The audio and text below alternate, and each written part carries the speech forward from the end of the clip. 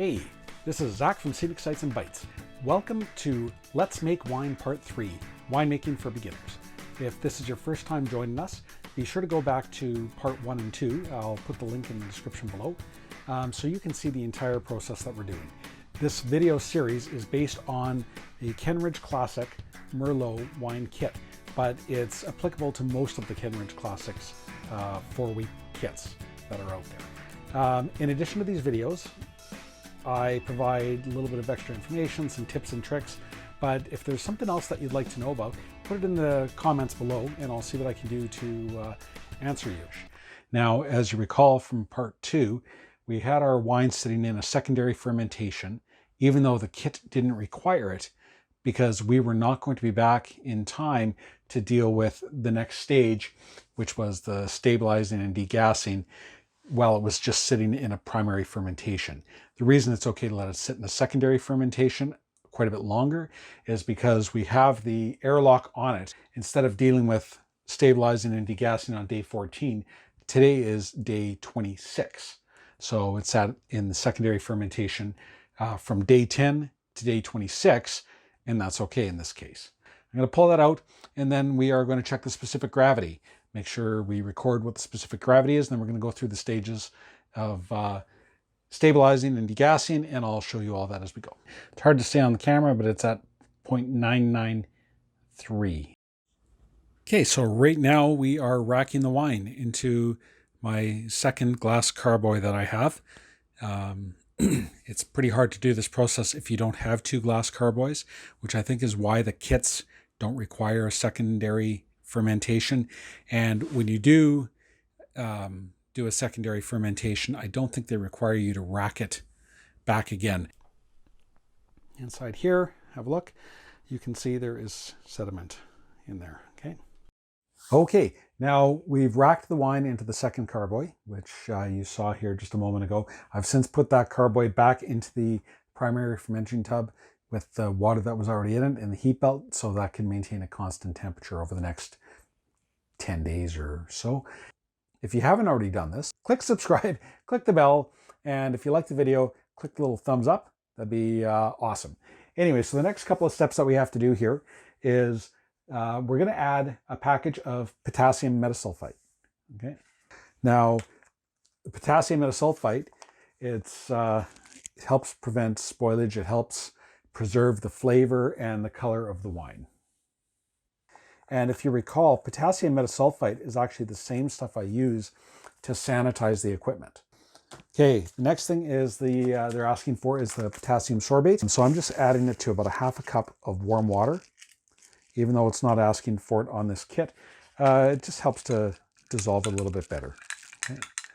So just put it in here, give it a bit of a stir. This actually stops the fermenting process. We need to stop the fermenting process, especially if you're going to be adding more sweetener afterwards. You don't want that sweetener to suddenly start to ferment.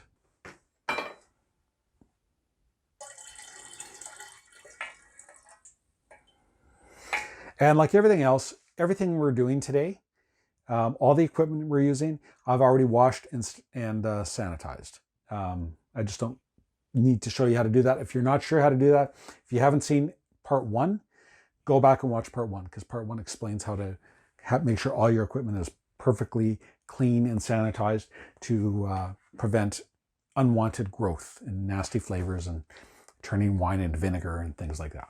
The next thing we're going to be doing is degassing. Now, there's a couple of ways to degass it. You can degass it with a long spoon. This spoon here, okay, you can see there's 2 ends to it. The smaller end is actually designed to fit through the neck of the carboy, right through there, and you can agitate that for however long.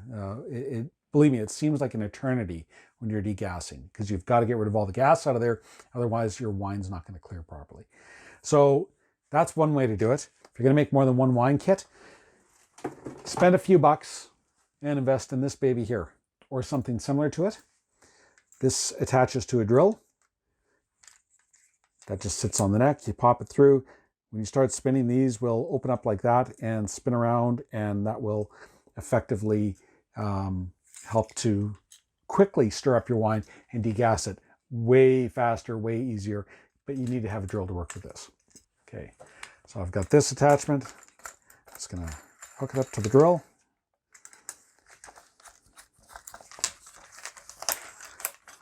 You have one up, one down.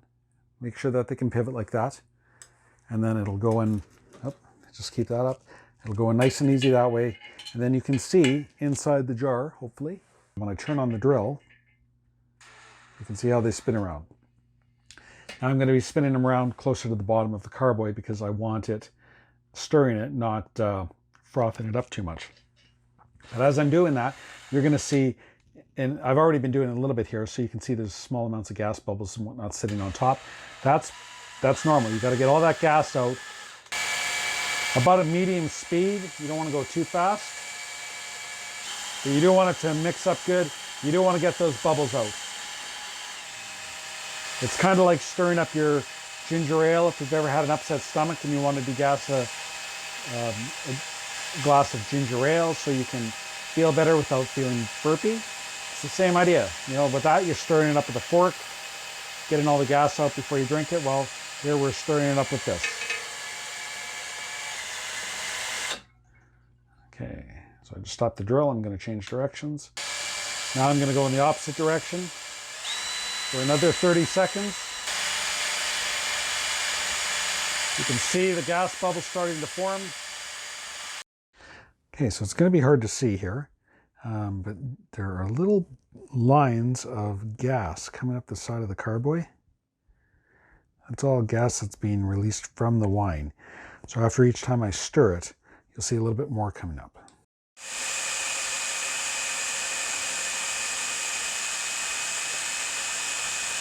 We're going to check and see if it seems degassed. Now, a couple of things you can do. If you have a small test jar that's been cleaned really well, fill it up half full, put the lid on, give it a good shake like you're shaking a can of pop. And when you open the lid, if you hear that pop, then you know that there's a bunch of built up pressure. The other way you can do it, a little more crude, take a small glass. Obviously, you don't want to use something too big. Clean hands. And put the palm of your hand over it really good. Shake it up and see. Okay. So I heard a hiss. So that tells me there's still a little bit of gas in here. So, and the other thing you can do is just take a small amount. Taste it and see if it has that kind of a spritzy feel on your tongue. Before we do the clearing and whatnot tomorrow, we're going to test the gas level just to make sure that the last amount of gas that we agitated did come out. I'm actually going to agitate it another minute here, just as an extra help. And then we will double check it tomorrow before we go on to the next stage tomorrow. Some kits, and actually even the same company that I use here, the first Merlot I did had much different instructions for degassing.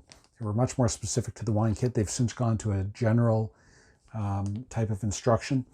But there, the degassing took place over several days. You would stir it a couple hours later, stir it again, a couple hours later, stir it again. Do that over a couple of days to really help degass it. If you had the drill attachment like I had, you would do that, and then the next day you do it again. And so here they're saying you can do it all in one day. I don't know how I feel about that, but either way, you have to make sure the gas is gone. So as long as it's gone, you're good. So the next step it's saying to do here is to add the Kieselsoll. That's this little tiny pack. And that helps to remove suspended particles. It's a type of clearing agent. This is not going to be an issue adding it today, even if we have to potentially do more degassing tomorrow. And you need to give it enough time, whether it's 10 days, 15 days, whatever it needs. It has to be perfectly clear when you bottle it. Otherwise, you're going to have cloudy wine. If you're thinking, well, you know, I've heard that you can filter your wine. Sure you can. But those filters are extremely fine. They're not designed to take the cloudiness out of the wine.